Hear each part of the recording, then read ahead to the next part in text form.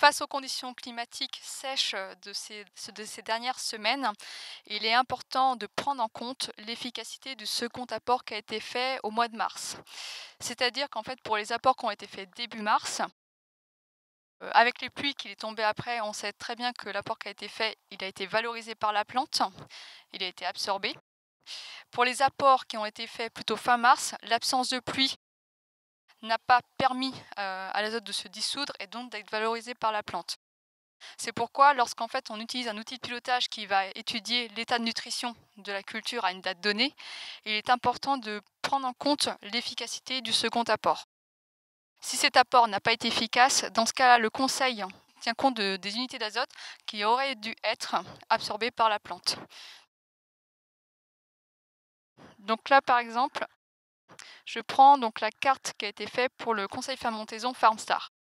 Donc on se rend compte que sur cette carte-là, donc le conseil total est de 90 unités.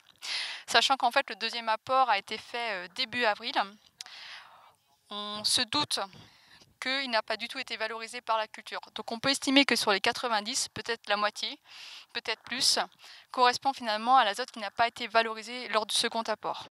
Donc il est important de le prendre en compte. Pour ce type de cas-là, dans ce cas-là, on peut indiquer de faire seulement la moitié de l'apport avant des puits significatifs, puisque c'est important. Puis ultérieurement, de refaire un diagnostic pour vraiment voir l'état de nutrition de la culture et finalement voir si les 50 unités ou la moitié qui n'a pas été mise est encore nécessaire à mettre.